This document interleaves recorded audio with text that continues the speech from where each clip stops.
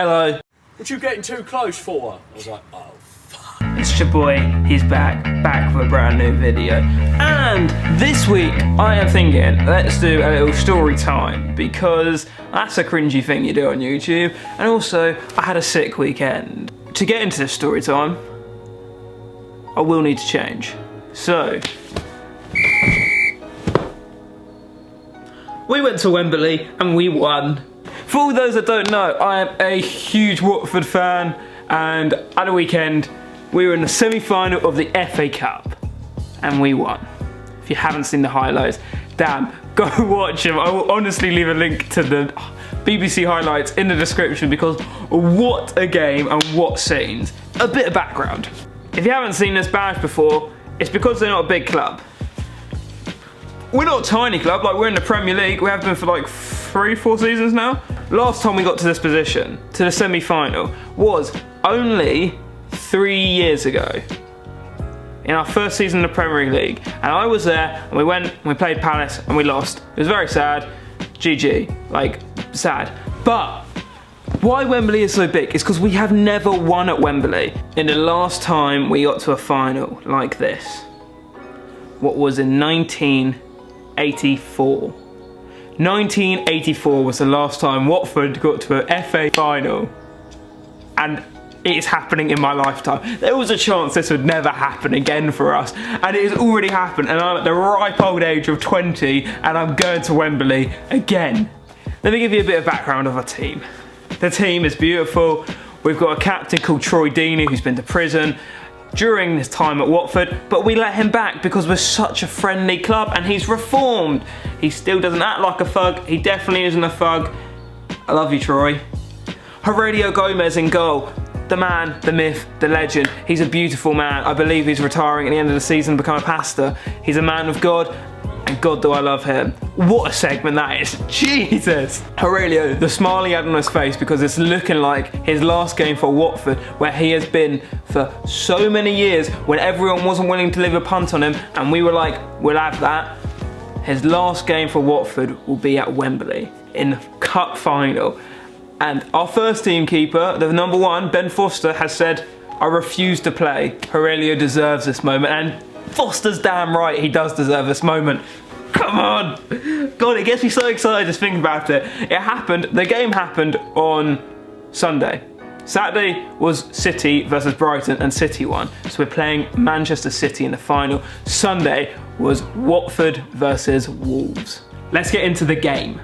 My dad, me. We all turn up. We all go together, we get the train up with a couple of Watford boys. It's a very big Watford train because we're coming from the Watford sort of direction. There's a couple of Wolves fans here and there. And I'm feeling I'm feeling nervous. Nervous would be the good word here. Because I'm not certain. Wolves are a very good side. I feel like, if you'd compare Watford and Wolves, I always feel hard done by because we're one position below them in the league. We are also having an unbelievable campaign, the same as them, but they've got the money to do it as well, and they've also got dodgy back doors, not taken away from how they play football. They do play football very well. Wolves fans, I'm sorry about Sunday. I do feel we deserve the win. GG, but you play well. I have never heard us be so loud. We're not historically a loud club throughout the entirety of the Premier League. I'm a season ticket fan, so I go to more or less all the home games. And we're not a loud club.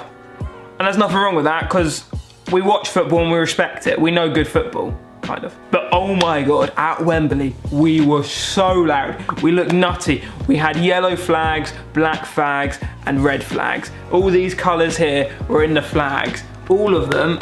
And we had the middle section of black behind the goal. Oh, it looked so scary, so nutty.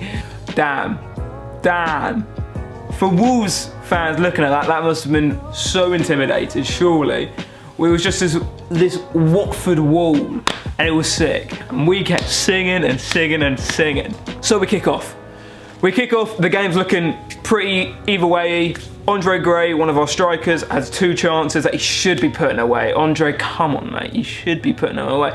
But you did an unbelievable job that day, so good for you. You did your part. Even though you didn't put them away, we got the win, and you played a big part in that.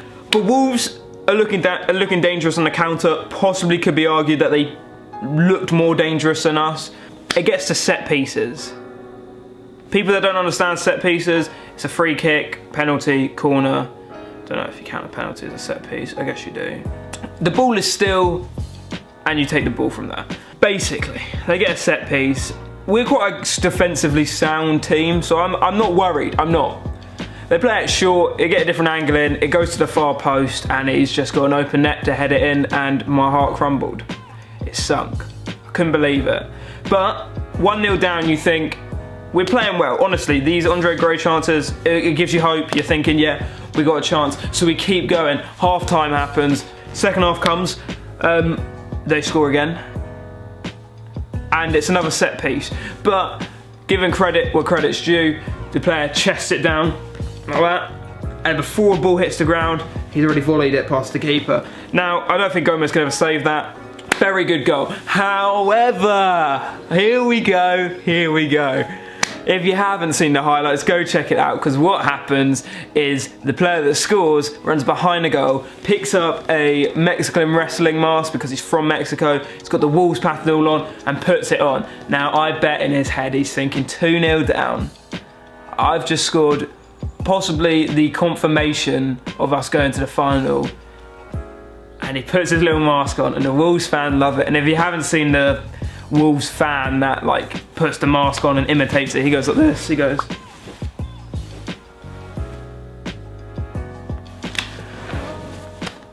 And you're all wankers, because guess what? You can wear that mask, as Troy Deeney says, out, because you're a loser and we're going to the final. Have some of that. So it goes on. And we're looking so dangerous. We're 2-0 down and we're looking so dangerous. It gets to about 10 minutes to go. There's been a bit controversy around the selection, the team selection, but one of our main players, Gerard Deulofeu, has been left out. Now Gerard, if you're listening, because I know all the Watford boys are listening to this, you weren't left out because you're not good enough. You and Andre have to switch. Andre and Troy have better chemistry, and that is just a given. However, you, sir, are a talent. You are a talent, young man. He comes off the bench, and oh my lord, the ball falls to him in the box. He's standing still, you don't know what's going to happen. The ball's in the top right of the net. It is unbelievable. I'm behind his back. That is where we're sitting. I have seen him, and the way his leg like goes out here, it goes up there afterwards. He goes like.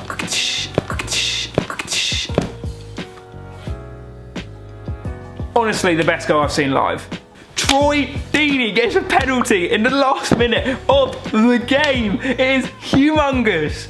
It is so big. The ref is right in front of the referee, right in front of him. The ref points to the spots. We go mental. But VAR comes into play and has to check it. And this is where a little rant about VAR begins, because although the arguments are then played that, oh, but VAR let you have the penalty, so it was the right decision. The ref got it right. I wasn't allowed my moment at Wembley to just be in absolute madness at the fact we got a penalty, because as soon as that VAR decision came up on the big screen, I was absolutely bricking myself. I was like, don't take this away from me. Don't. Why wouldn't you let history be written, you know? Like, the refs made the right call. Just let him do it. They completely, the VAR made the right decision, but I don't think it makes football better. It doesn't. Football's great with that human element. The ref might get it wrong on occasion. Who cares? It's not like they're literally biased. They should be as neutral as possible. Everyone gets a bit of luck. Everyone gets a bit of luck going against them. If a guy had a gun to my head and said, "You're dead unless this person scores a penalty," I'm picking Troy Deeney, because when you're younger, you have this ethos that if I hit this as hard as I can, don't care where it goes, as long as it goes in the net. Troy has the same ethos. He has no idea where he's going. He just knows he's going to hit it as hard as he can, and he does. Oh my lord. It flies in. Troy goes mental. Everyone's bouncing. I couldn't believe it. I could not believe it. The scenes I was seeing. Extra time comes. Extra time comes. They've made some substitutions that are defensively minded, and I'm pretty confident at that point. Unbelievable. On the counter-attack, Andre Gray, you little legend, playing a quick 1-2 with Deulofeu, who is also rapid, played it, cultured Deulofeu to take that touch. He takes the touch round a defender. One extra when a lot of players would panic in their headlights and just go for the shot. He takes one more touch just to get ahead of his man and just slides it in the bottom left, and the place erupts. Oh my God, we're going to the final. Me and Maria and my dad are going absolutely mental. The guy in front of me with his 2 little boys, he's grabbing them, he's kissing them, he's like, come on, yes.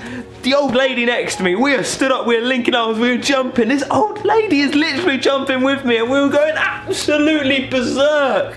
What a game. I cannot explain to you the feeling. Oh, that goal, all of the goals. The boys played so well. You stay and you just cheer and you have a great time, and I just loved it. One of the best days of my life as a football fan, and it was awesome. It was awesome to share it with me and my dad as well. It was so nice. Everyone's backing us in the final, and I hope we do it.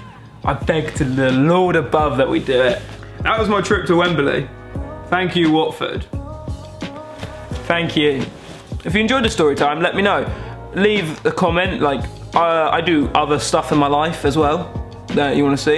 If you like the football content, let me know also, because I'm mad into football, so I do want to do other stuff around it, but I also don't want to make this a football channel or anything like that.